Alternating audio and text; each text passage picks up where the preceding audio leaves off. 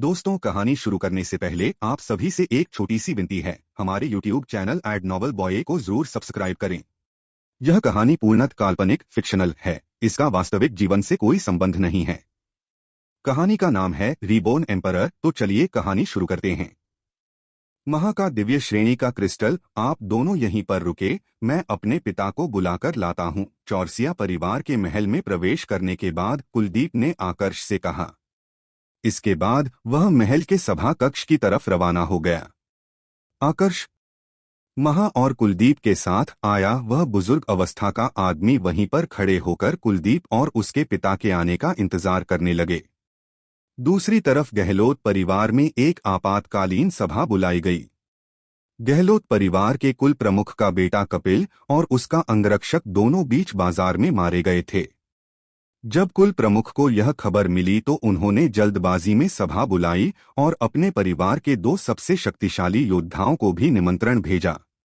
गहलोत परिवार के दो सबसे शक्तिशाली योद्धा मंत्रमंडल के चौथे स्तर के योद्धा थे। इनमें से एक तो गहलोत परिवार का पूर्वज था और दूसरा था कुल प्रमुख का पिता। पूर्वज का नाम जलज था और कुल प्रमुख के पिता का नाम था जलराज। वहीं कुल प्रमुख का नाम था पंकज। आपका इसके बारे में क्या कहना है दादाजी? कुल प्रमुख पंकज ने पूर्वज जलज की तरफ देखते हुए पूछा। दूसरे एल्डरों से सवाल पूछकर उसने समय बर्बाद नहीं किया। कपिल के बारे में मैंने भी सुना। बाजार में बातें हो रही है कि जिस व्यक्ति ने कपिल को खत्म किया है वह चौरसिया परिवार से ही जुड़ा हुआ है। चौरसिया परिवार के छोटे प्रमुख ने जानबूझकर कपिल को उकसाया था और यह दिखाने की कोशिश की थी कि वह उस दूसरे योद्धा को नहीं जानता। इसलिए मेरा यह सोचना है कि हमें पहले जाकर चौरसिया परिवार के कुल प्रमुख से इस बारे में बात करनी चाहिए। अगर वह गलती में होते हैं तो चौरसिया परिवार को कीमत चुकानी होगी। बड़ी लड़ाई के लिए तैयार रहो, पूर्वज जलज ने जवाब दिया। यह सुनकर पूरी सभा में कुछ देर के लिए सन्नाटा पसर गया। आखिरकार चौरसिया परिवार और गहलोत परिवार की दुश्मनी आज की तो थी नहीं, यह सैकड़ों सालों से चली आ रही थी। ऐसे में चौरसिया परिवार पर संदेह होना तो स्वाभाविक था। मेरे विचार से तो पूर्वज सही कह रहे हैं, लेकिन अभी हमारे पास ऐसा कोई सबूत नहीं है जो यह साबित कर दे कि हमारे द्वारा लगाया गया आरोप बिल्कुल सही है। इसलिए पहले मैं, पूर्वज और पंकज जाकर चौरसिया परिवार के कुल प्रमुख से बात करेंगे, कुल प्रमुख के पिता जलराज ने कहा। इधर चौरसिया परिवार के महल के सभा कक्ष में आकर्ष और महा दोनों दो सिंहासनों पर बैठे थे। वही उनके सामने चार लोग घुटनों के बल बैठे हुए थे।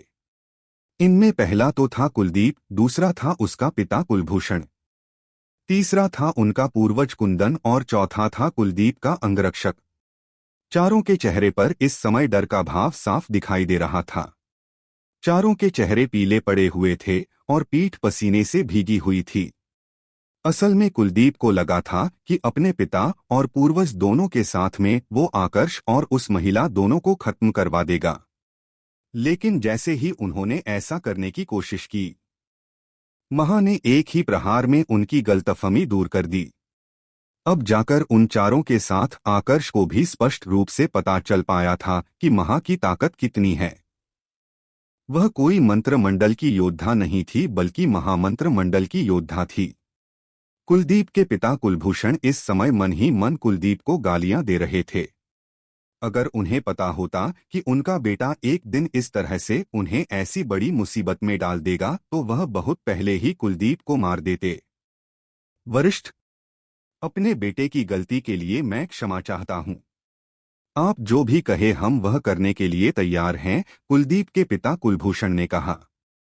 वह तो तुम करोगे ही, पर तुम्हारे बेटे ने यह जो चालाकी दिखाई है, इसके बाद कीमत पहले की तुलना में थोड़ी बढ़ गई है।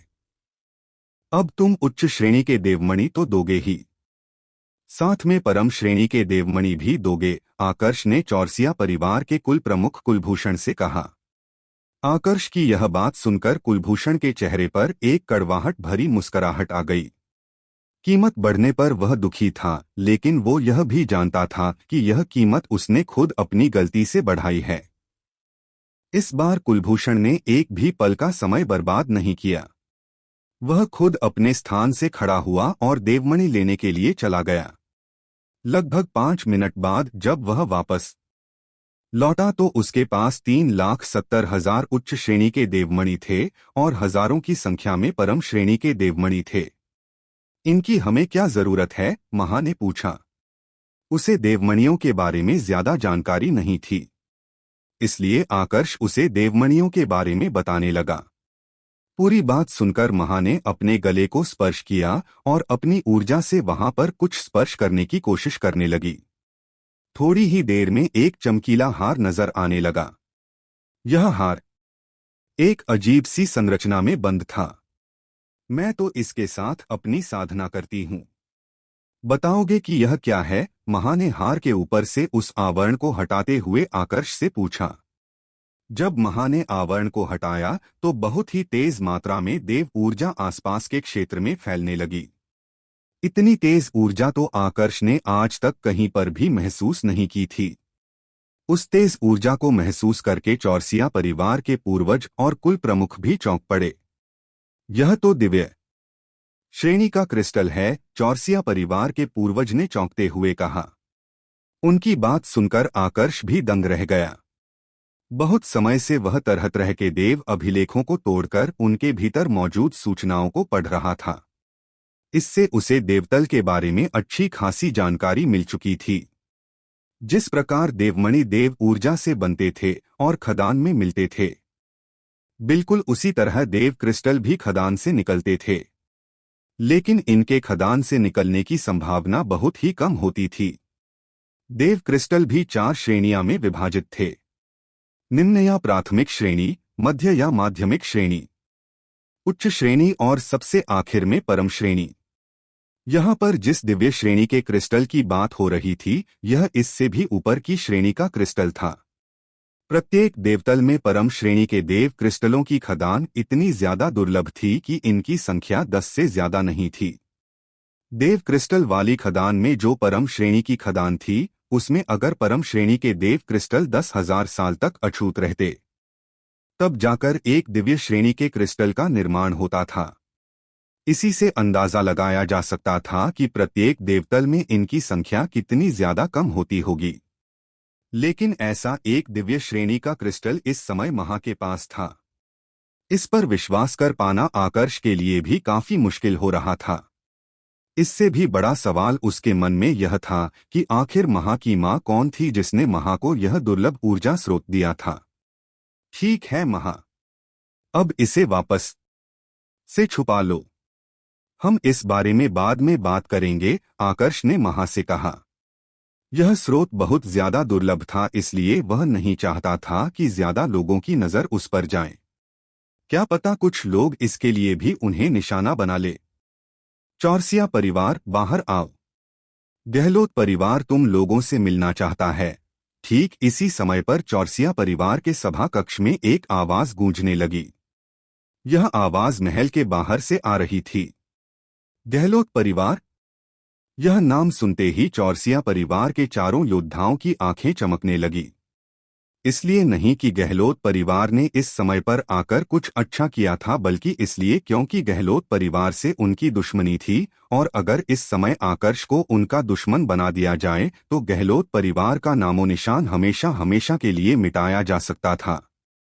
वरिष्ठ, गहलोत परिवार जरूर अपने छोटे प्रमुख कपिल की मृत्यु का बदला लेने आया होगा। कुलदीप ने आकर्ष को उकसाने की कोशिश की, लेकिन जैसे ही उसने यह शब्द कहे, उसी समय आकर्ष ने अपनी ऊर्जा को सक्रिय किया और कुमार त्रयोदशी तकनीक के साथ अपने सामने घुटनों के बल बैठ चारों योद्धाओं का सिर धड़ से अलग कर दिया। पर चौरसिया परिवार का पूर्वज थोड़ा तेज था। जैसे ही उसने देखा कि प्रहार होने वाला है तो उसने जल्द से जल्द भागने की कोशिश की, लेकिन उसकी यह कोशिश काम नहीं आई। उसकी रफ्तार आकर्ष के प्रहार के जितनी तेज नहीं थी। परिणाम स्वरूप उसकी भी दशा वही हुई जो उसके परिवार के बाकी 3 योद्धाओं की हुई थी। तुमने इन सबको क्यों मारा? हमें तो देवमणि मिल चुके हैं ना। फिर इनको मारने की क्या जरूरत पड़ी? महा ने उलझन भरे स्वर में आकर्ष से पूछा। पहले जरूरत नहीं थी, लेकिन अब जरूरत थी। इन्होंने दिव्य श्रेणी के क्रिस्टल को देख लिया था। तुमने शायद ध्यान नहीं दिया, लेकिन चारों की आंखें लालच से चमक रही थी। शायद यह खुद हमारे लिए खतरा न बने, लेकिन यह इस बारे में दूसरे लोगों को तो बता सकते थे। इसलिए इन्हें मारना जरूरी हो गया था। तुम्हें ऐसे लोगों का पता नहीं है। जब लालच एक सीमा को पार कर लेता है तो तब एक ही भावना बचती है, सामने वाले को किसी भी कीमत पर खत्म करवाना। आकर्ष ने जवाब दिया। इसके बाद उसने चौरसिया परिवार के कुल प्रमुख और पूर्वज दोनों की जादुई अंगूठियां अपने नियंत्रण में ले ली। जैसी उसकी उम्मीद थी, दोनों की जादुई अंगूठियों में लाखों की संख्या में परम श्रेणी के देवमणि थे। रही बात कुलदीप और उसके अंगरक्षक की जादुई अंगूठी की, तो उस पर आकर्ष ने फिलहाल के लिए कोई खास ध्यान नहीं दिया।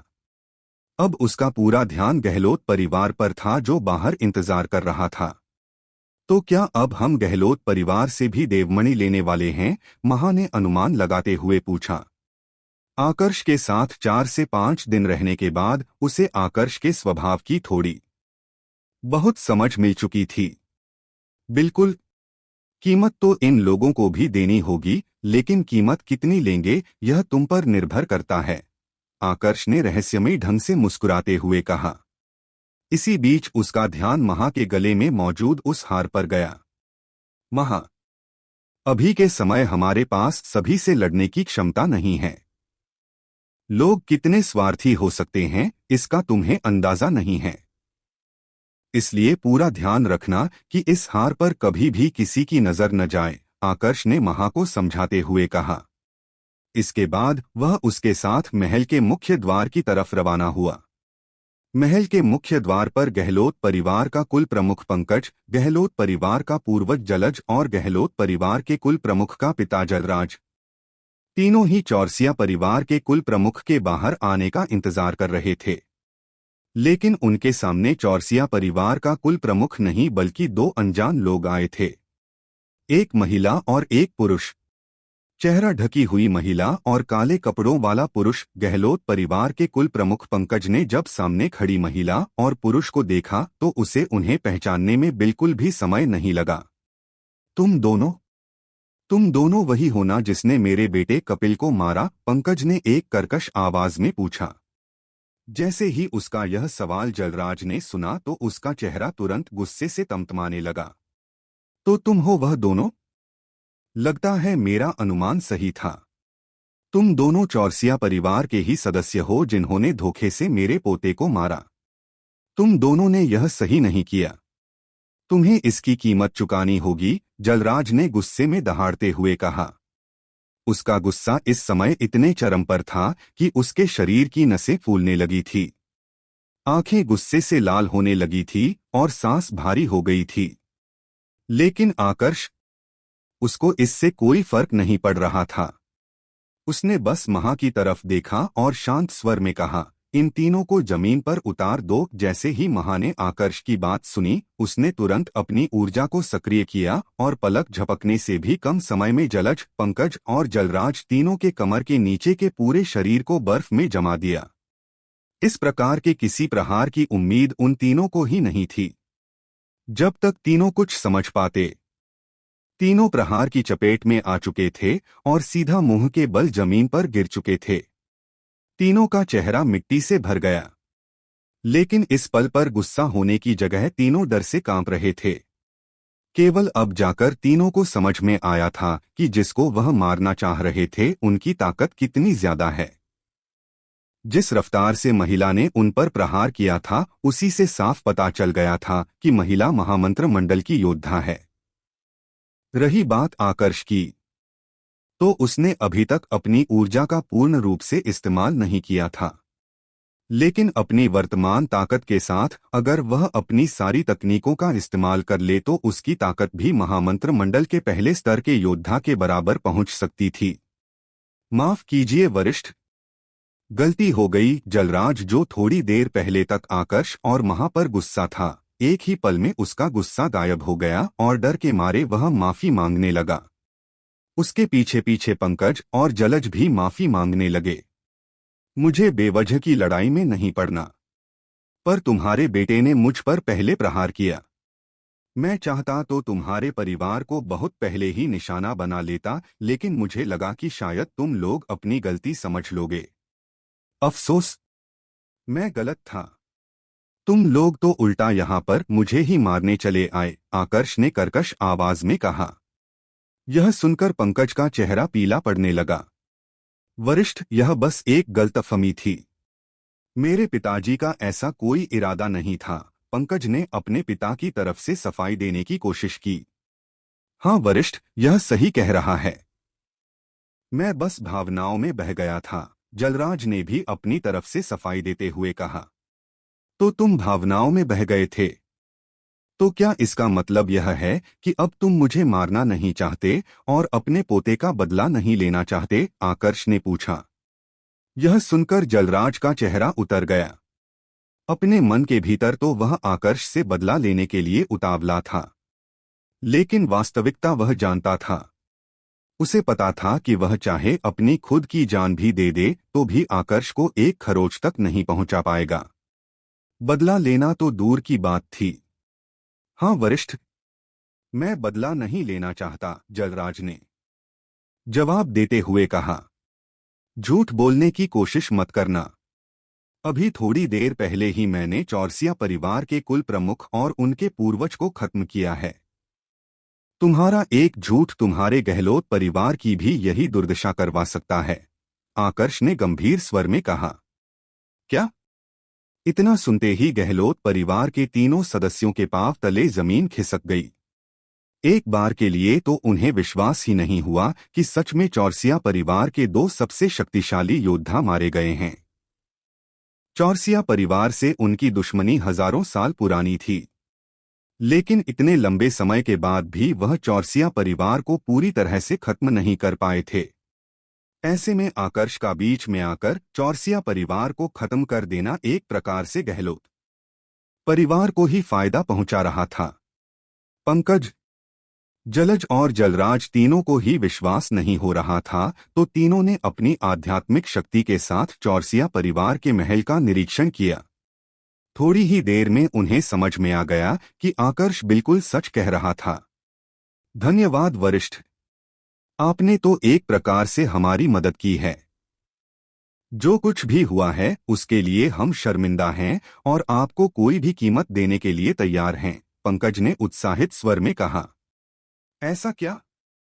लेकिन मैंने तो तुम्हारे बेटे को मारा है, उसका क्या? आकर्ष ने पूछा।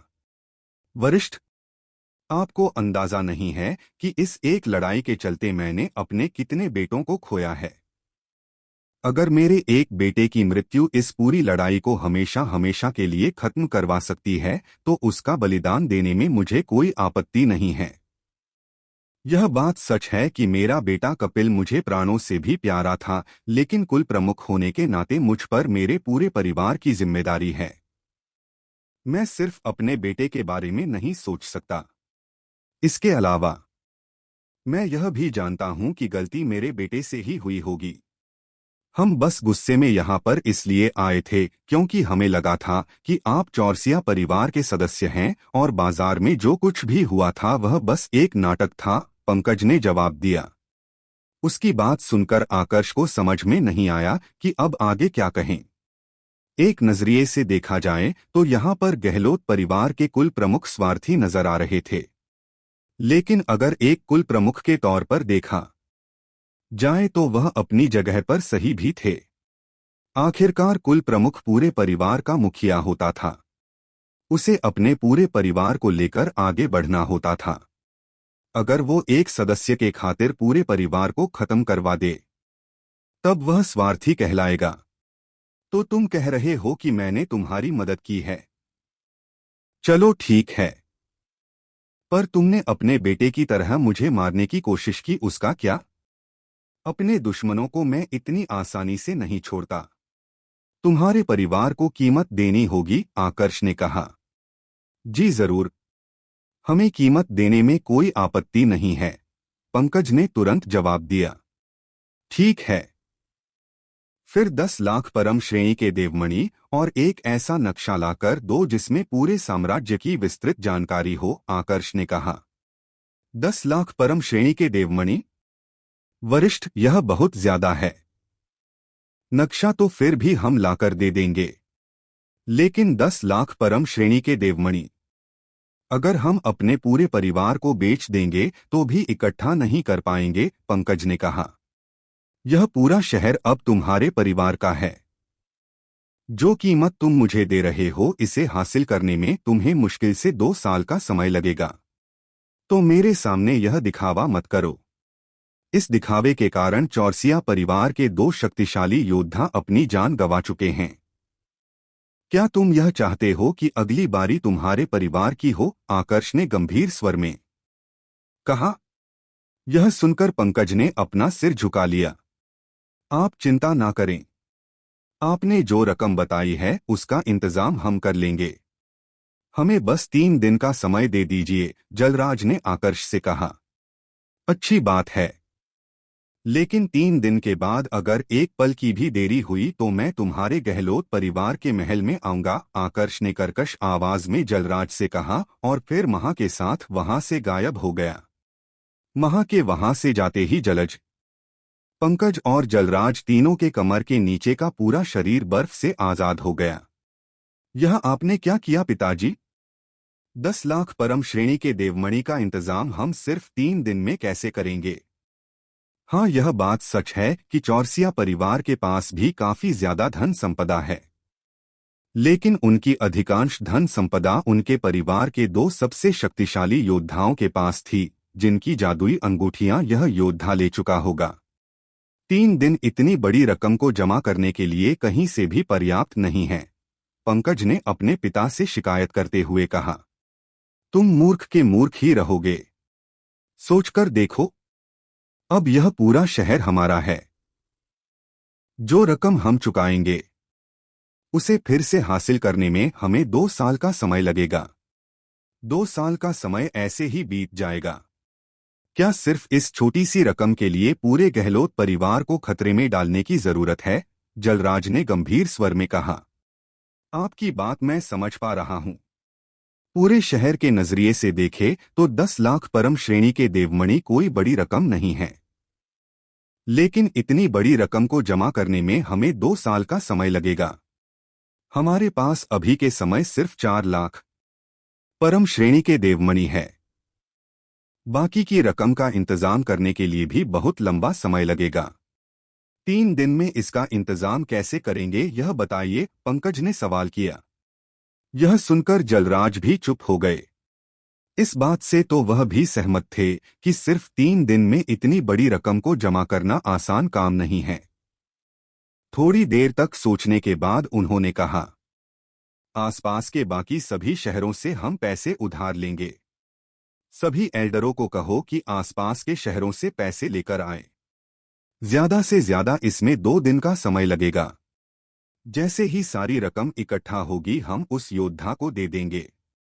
एक बार उससे पीछा छूट गया तो अगले 2 सालों में हम यह पूरी रकम फिर से जमा कर लेंगे और अपना उधार चुका देंगे। अपने पिता की यह बात सुनकर पंकज की आंखें खुशी से चमकने लगी।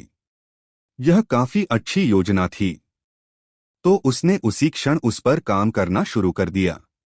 आधे घंटे के भीतर ही सभी एल्डरों को आदेश दे दिया गया और उसके बाद सारे एल्डर आसपास के बाकी सभी बड़े शहरों में जाकर अपने जान पहचान के बड़े परिवारों से देवमणि उधार लेने लगे। दूसरी तरफ आकर्ष और महा दोनों बाजार में आ चुके थे और महा की पसंद का सारा सामान खरीद रहे थे। महा पहली बार बाहर के बाजार को देख रही थी, इसलिए उसे जो भी चीज आकर्षक लग रही थी वह हर उस वस्तु को खरीद रही थी। इस समय पर उन्हें देखकर कोई भी यह नहीं कह सकता था कि वह दोनों एक दूसरे के लिए अपरिचित हो सकते हैं। उन्हें देखकर ऐसा लग रहा था जैसे दोनों पति पत्नी हैं और आज बाहर सामान खरीदने के लिए ही निकले हैं। 2 दिन का समय पूरा होने के बाद आकर्ष खुद गहलोत परिवार के महल के मुख्य द्वार पर आ गया। वैसे तो वह और समय तक वहां पर रुक सकता था, लेकिन ऐसा करना खतरे से खाली नहीं था। जब वह मुख्य द्वार पर पहुंचा तो वहां पर उसका स्वागत करने के लिए खुद गहलोत परिवार के पूर्वज और कुल प्रमुख के पिता आए। सारा सामान तैयार है? आकर्ष ने पूछा। हाँ वरिष्ठ, सारा सामान इसमें है, जलराज ने कहा और यह कहते हुए दो जादुई अंगूठियां आकर्ष को सौंप दी। एक में सिर्फ देवमणि थे तो दूसरी में एक विस्तृत नक्शा था।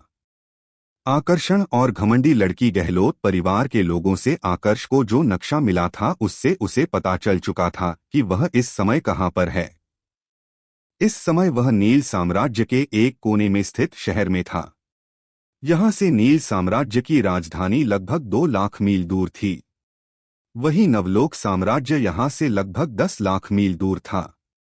जब आकर्ष ने ध्यान से नक्शे को देखा जो कि उसके मस्तिष्क में छप चुका था तो उसने पाया कि वहां से सबसे करीबी उच्च श्रेणी का साम्राज्य था गरुड़ साम्राज्य। इस साम्राज्य में संसाधन ज्यादा थे। नील साम्राज्य की तुलना में यह ज्यादा शक्तिशाली था क्योंकि नील साम्राज्य सिर्फ मध्य श्रेणी का साम्राज्य था जबकि यह गरुड़ साम्राज्य उच्च श्रेणी का था। थोड़ा सोच विचार करने के बाद आकर्ष ने फैसला किया कि अब उसकी अगली मंजिल इस गरुड़ साम्राज्य की राजधानी ही होगी। इसी सोच के साथ वह महा को लेकर गरुड़ साम्राज्य की राजधानी के लिए रवाना हो गया। नील साम्राज्य में आहूजा परिवार एक जाना माना परिवार था। जब आर्यन आकर्ष से अपनी जान बचाकर भागा था तो वह अपने परिवार के महल से बहुत दूर प्रकट हुआ था। इस समय पर उसे खुद पता नहीं था कि वह कहां पर है, इसलिए उसने अपने पिता से संपर्क साधने की कोशिश की। लगभग 3 से 4 दिन के बाद उसके पिता अपने परिवार के 2 शक्तिशाली एल्डरों के साथ उसके पास पहुंचे। तुम यहां पर कैसे आए आर्यन? तुम्हारे साथ मैंने 2 अंगरक्षकों को भेजा था। वह दोनों कहां पर है? आर्यन के पिता ने आर्यन से सवाल किया। इस पर आर्यन ने जवाब नहीं दिया बल्कि एक देव अभिलेख निकालकर अपने पिता को थमा दिया। इस देव अभिलेख में कुछ चलचित्र थे। यह वही दृश्य था जब आर्यन के दोनों अंगरक्षकों को महा ने खत्म किया था। चलचित्रों को देखकर आर्यन के पिता भी दंग रह गए। सबसे पहले तो महा की खूबसूरती ने उन्हें मोहित कर लिया था और दूसरी बात यह थी कि महा की ताकत उनकी उम्मीद से आगे थी। चलचित्रों को देखकर उन्हें समझने में ज्यादा समय नहीं लगा कि वहां पर क्या हुआ होगा। आहूजा परिवार इसका बदला जरूर लगा, लेकिन इससे पहले हमें यह पता लगाना होगा कि यह लोग हैं कौन और इस समय कहां पर है। छठा राजकुमार वासना से भरा व्यक्ति है। हम उसका इस्तेमाल कर सकते हैं। मुझे पूरा विश्वास है कि अगर उसने इस महिला को देख लिया तो इसकी खूबसूरती में इतना मोहित हो जाएगा कि हर कीमत पर इस व्यक्ति और महिला को ढूंढ कर रहेगा, आर्यन के पिता ने कहा। आर्यन का भी कुछ ऐसा ही सोचना था। अब यहां से आर्यन के पिता आर्यन को लेकर वापस अपने महल के लिए रवाना हो गए। आर्यन के पिता महल के जरूरी काम करने लगे। वही आर्यन अपने महल पहुंचने के बाद सीधा शाही महल के लिए रवाना हो गया। वह सबसे पहले छठे राजकुमार से मिलने आया। छठे राजकुमार की शारीरिक स्थिति कुछ ठीक नहीं थी। शरीर काफी दुबला पतला था और देखने से लग रहा था जैसे इतना कमजोर है कि कभी भी दम तोड़ देगा। लेकिन ऐसी स्थिति में अभी वह एक सिंहासन पर बैठकर भोग विलास में डूबा हुआ था। सामने कुछ महिलाएं नृत्य कर रही थी। छठे राजकुमार के साथ उसके कुछ दोस्त भी थे जो नील साम्राज्य की राजधानी में मौजूद बड़े बड़े गुरुकुलों, संप्रदायों और परिवारों के शिष्य थे। हर छोटी से छोटी बात पर यह सभी लोग मिलकर छठे राजकुमार की तारीफ करते थे और छठा राजकुमार उनकी तारीफ से खुश होकर उन्हें मुंह मांगा इनाम दे देता। कभी महल की दासियां तो कभी कुछ संसाधन। इन सभी की जीवन प्रणाली बिल्कुल ऐसी ही हो चुकी थी। जब आर्यन ने भीतर प्रवेश किया तो छठे राजकुमार की नजर सीधे आर्यन पर चली गई।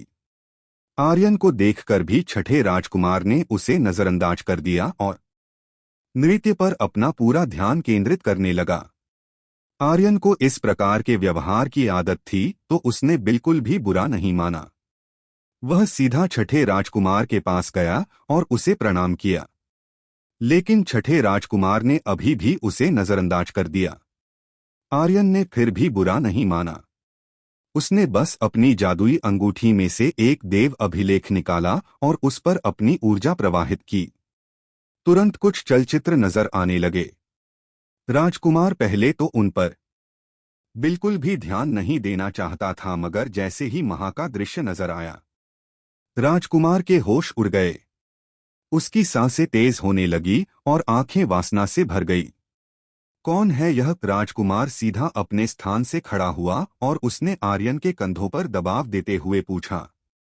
उसकी आंखों में लालसा साफ नजर आ रही थी, जो यह बताने के लिए पर्याप्त थी कि वह इस महिला को हासिल करने के लिए कुछ भी कर सकता है।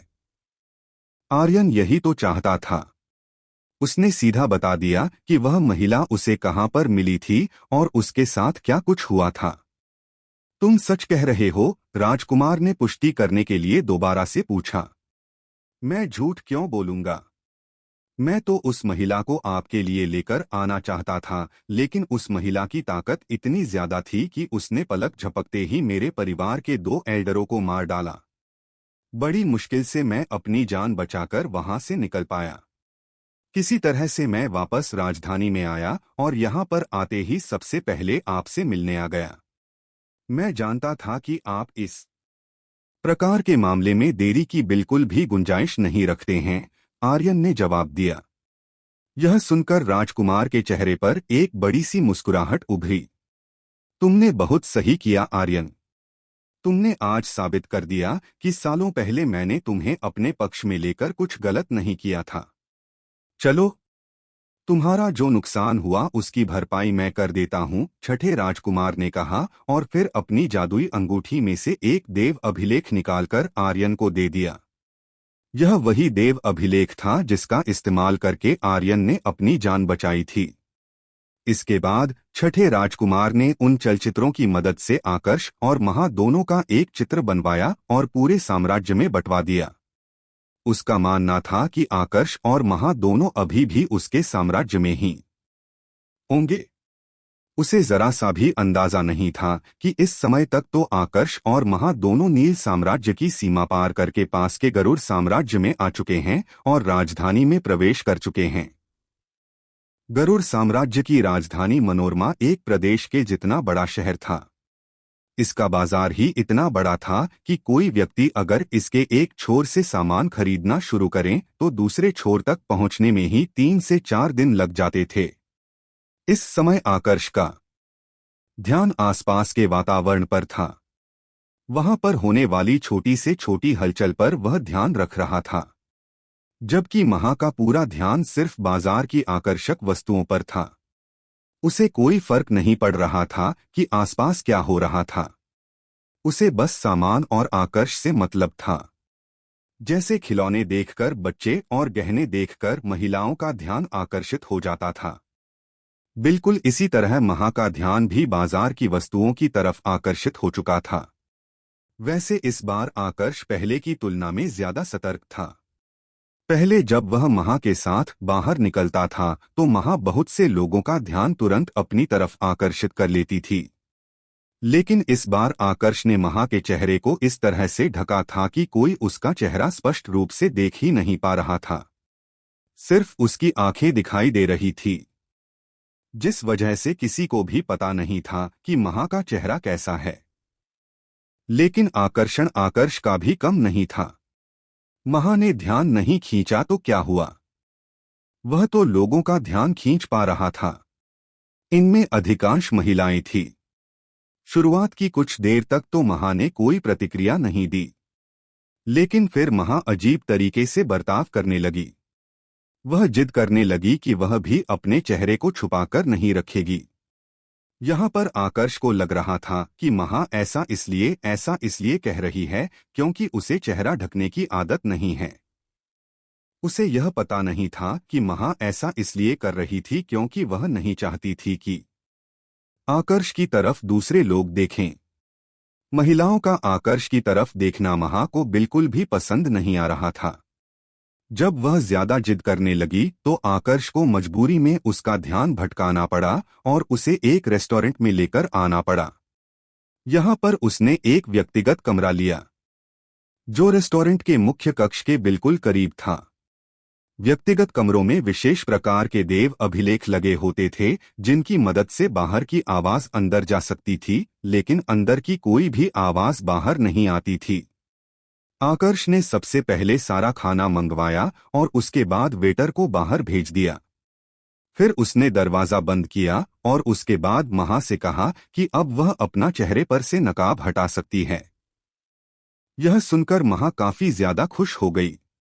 उसने नकाब हटाया और खाना खाने लगी। वहीं आकर्ष बाहर मुख्य कक्ष में बैठे लोगों की बातें सुनने लगा। क्या तुमने सुना? कल ही घोषणा हुई है कि बहुत जल्द सभी साम्राज्यों के राजा अपने अपने प्रतिभाशाली योद्धाओं के साथ मुकाबले में भाग लेने के लिए आने वाले हैं। हाँ, जब घोषणा हुई थी तो मैं वहीं पर था। मुझे तो अभी भी विश्वास नहीं हो रहा है कि आने वाले सभी योद्धा 100 वर्ष से कम उम्र के हैं। इतनी सी उम्र में इतना शक्तिशाली ऊर्जा स्तर। पता नहीं यह लोग किस प्रकार से अपने ऊर्जा स्तर में वृद्धि करते होंगे। वृद्धि कैसे करते हैं यह तो नहीं पता, लेकिन मुझे यह जरूर पता है कि आने वाले सभी योद्धाओं में एक योद्धा ऐसा है जिसने ज्योतिर्बीज मंडल के 7वें स्तर में प्रवेश किया है। बताया जा रहा है कि यह वाला योद्धा सबसे बेहतर प्रदर्शन कर सकता है। क्या बात कर रहे हो? ज्योतिर्बीज मंडल के 7वें स्तर का योद्धा? अगर यह बात सच है तब तो उसके लिए 100 वर्ष की उम्र पार करने से पहले मंत्र मंडल में प्रवेश करना भी कोई मुश्किल काम नहीं होगा। सोच कर देखो, एक ऐसा योद्धा जिसकी उम्र 100 वर्ष भी नहीं है, उसने मंत्र मंडल में प्रवेश कर लिया है। ऐसे योद्धाओं के लिए तो कुछ भी कर पाना संभव है। पता नहीं आने वाले 1000 सालों में यह लोग किस मंडल में प्रवेश करेंगे। बिल्कुल, उनकी प्रतिभा के साथ तो यह लोग अगर 50 साल में भी एक स्तर की वृद्धि करेंगे तो भी 1000 साल का समय पूरा होने से पहले आसानी से भोपाल मंडल में पहुंच जाएंगे। मुख्य कक्ष में लोग अलग अलग प्रकार की बातें कर रहे थे। उनकी बातें आकर्ष भी सुन पा रहा था। एक मुकाबला जिसमें सभी साम्राज्यों के राजा अपने अपने प्रतिभाशाली योद्धाओं को लेकर आएंगे और इन योद्धाओं की उम्र 100 वर्ष से कम है। अजीब है। नवलोक प्रदेश के राजा विराट भी इसी प्रकार का मुकाबला करवा रहे थे। अब गरुड़ साम्राज्य जैसे उच्च श्रेणी के साम्राज्य में भी इसी प्रकार का मुकाबला हो रहा है। और तो और यहाँ पर प्रदेशों के नहीं बल्कि साम्राज्यों के राजा आ रहे हैं। यह कोई संयोग तो नहीं हो सकता। पक्का नवलोक साम्राज्य में जो मुकाबला हुआ था उसका सीधा संबंध इस मुकाबले से होगा। लेकिन सवाल अभी भी यही है कि यह लोग ऐसे प्रतिभाशाली योद्धाओं का चयन क्यों कर रहे हैं? आकर्ष ने मन ही मन अपने आप से सवाल किया। इस प्रकार के मुकाबले मृत्यु लोक में भी बहुत ज्यादा होते थे और वहां पर अक्सर यही देखा गया था कि इन मुकाबलों का सीधा संबंध किसी ऐसी जगह या खजाने से होता था जहां पर प्रवेश करने से पहले उम्र पर पाबंदी लगाई जाती थी। तो क्या ऐसा हो सकता था कि यहाँ पर भी ऐसे मुकाबलों का संबंध किसी खजाने या फिर विशेष क्षेत्र से हो? आकर्ष इस बारे में सोच ही रहा था कि तभी उसे लोगों की बातें फिर से सुनाई दी, जिसको सुनकर उसे इस पूरे मुकाबले को लेकर कुछ नई जानकारी मिली। असल में इस प्रकार का मुकाबला प्रत्येक उच्च श्रेणी के साम्राज्य में हो रहा था और इन मुकाबलों को करवा रहा था अद्वितीय भूमि। यह एक ऐसा क्षेत्र था जहां पर किसी भी साम्राज्य का शासन नहीं चलता था। यहाँ पर शासन चलता था यहाँ के 3 सबसे शक्तिशाली देव गुरुकुलों का। एक गुरुकुल और देव गुरुकुल में बहुत बड़ा अंतर होता था। गुरुकुल मतलब एक ऐसी जगह जहां पर प्रशिक्षण दिया जाता था, लेकिन देव गुरुकुल यह प्रशिक्षित योद्धाओं की जगह थी। यहाँ पर प्रशिक्षित योद्धाओं को प्रशिक्षण दिया जाता था। इससे अंदाजा लगाया जा सकता था कि उनकी ताकत गुरुकुलों की तुलना में कितनी ज्यादा रही होगी। लोगों की बातों से आकर्ष को अद्वितीय भूमि पर शासन कर रहे 3 बड़े गुरुकुलों में से 2 गुरुकुलों का नाम पता चला। पहला था सुदर्शन देव गुरुकुल और दूसरा था उर्णनाभ गुरुकुल। इस महामुकाबले का आयोजन यह लोग करवा रहे थे। इस अद्वितीय भूमि के आसपास कुल 373 बड़े साम्राज्य थे। इनमें से 39 उच्च श्रेणी के साम्राज्य थे, 125 मध्य श्रेणी के साम्राज्य थे और 209 निम्न श्रेणी के साम्राज्य थे।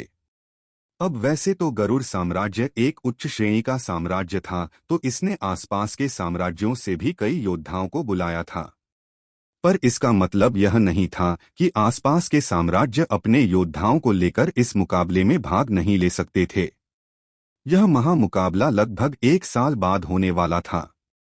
इसमें निम्न श्रेणी के साम्राज्य अपनी तरफ से 20 सर्वश्रेष्ठ योद्धाओं को लेकर आ सकते थे।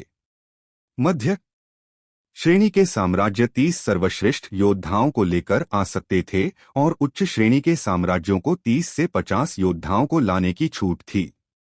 सिर्फ इतना ही नहीं, अच्छे स्थान हासिल करने वाले प्रत्येक योद्धा और उसके साम्राज्य को भी इन 3 गुरुकुलों से बड़ा इनाम मिलने वाला था। आकर्ष इसके बारे में जितना ज्यादा सोच रहा था, उसे उतना ही ज्यादा ऐसा लग रहा था जैसे कोई जाल बिछाया जा रहा हो। अगर सिर्फ प्रतिभाशाली योद्धाओं की बात होती तब उसे शक नहीं होता, क्योंकि प्रत्येक गुरुकुल प्रतिभाशाली योद्धाओं का चयन करता था। लेकिन यहाँ पर साफ कहा गया था कि भाग लेने वाले प्रत्येक योद्धा की उम्र 100 वर्ष से कम होनी चाहिए। अब यह सुनने के बाद तो उसका शक करना स्वाभाविक था। जब वह गुरुकुलों के बारे में सोच रहा था, तभी उसे याद आया कि कनमणि गुरुकुल भी तो एक शक्तिशाली गुरुकुल है। अगर यह मुकाबला इतना बड़ा था, तो फिर कनमणि गुरुकुल के लोग भी वहां पर आ सकते थे। तो क्या इसका मतलब यह था कि उसे व्योमिका से मिलने का अवसर मिल सकता था? मुझे और खाना चाहिए, आकर्ष इस बारे में सोच ही रहा था कि तभी उसे महा की आवाज सुनाई दी। केवल अब जाकर उसका ध्यान टेबल पर गया था और उसे एहसास हुआ था कि महा पूरा खाना खत्म कर चुकी है।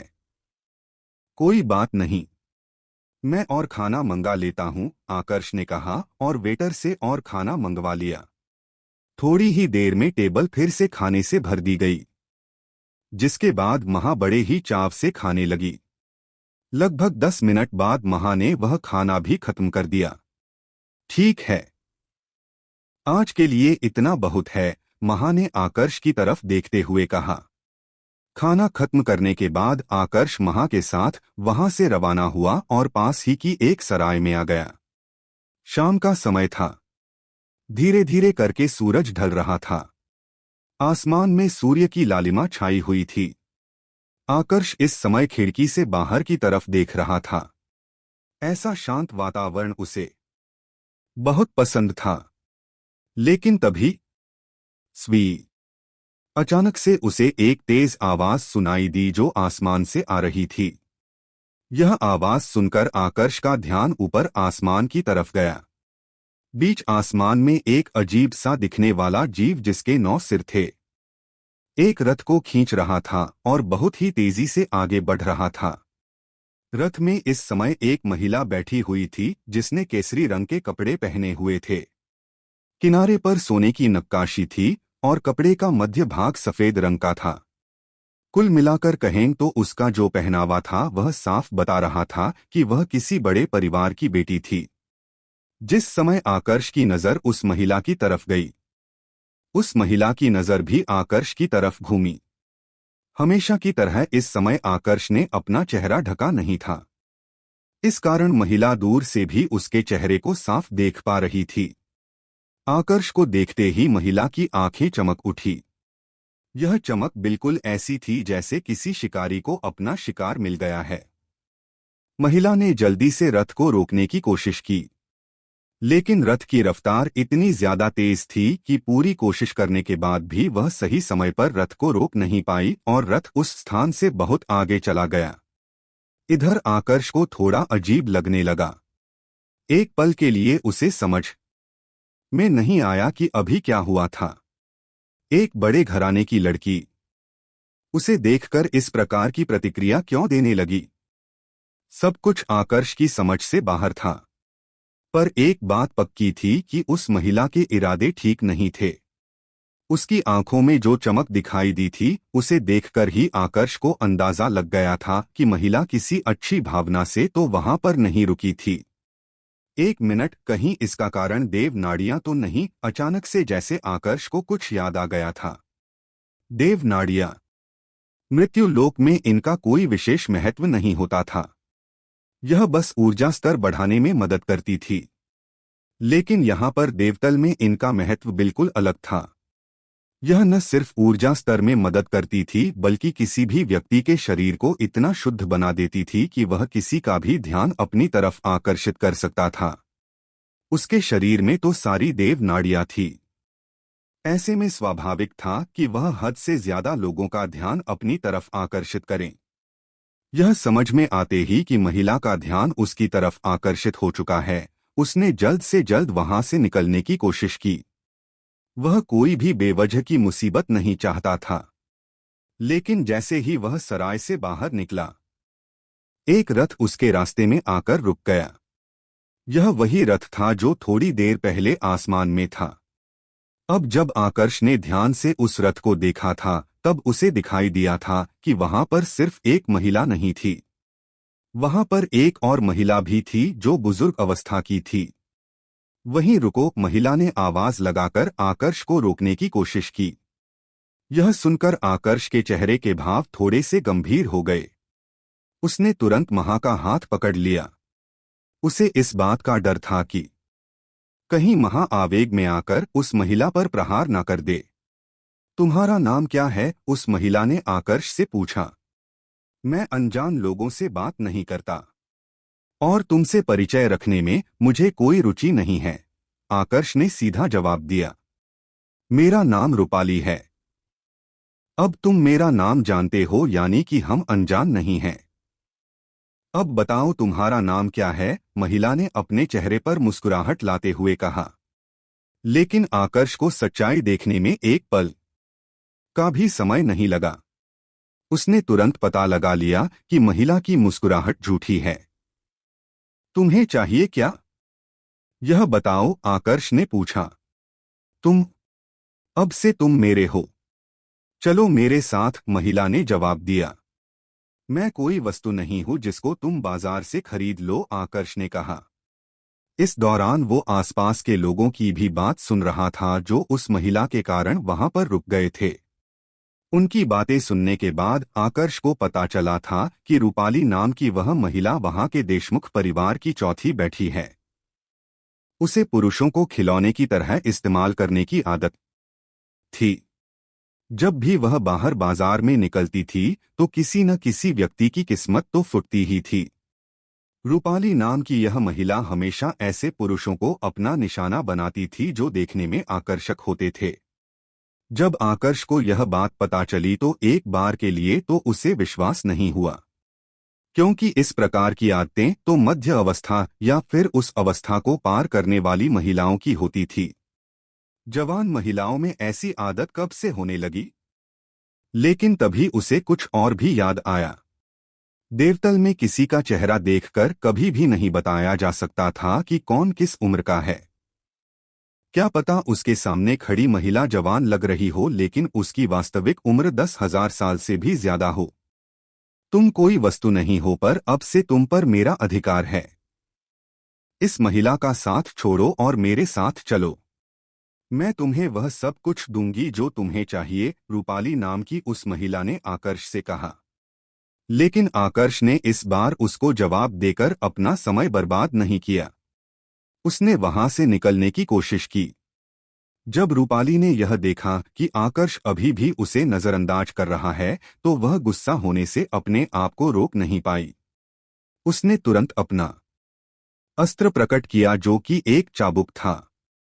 उसी चाबुक से उसने आकर्ष की पीठ पर प्रहार करने की कोशिश की। प्यार से नहीं तो बल से सही।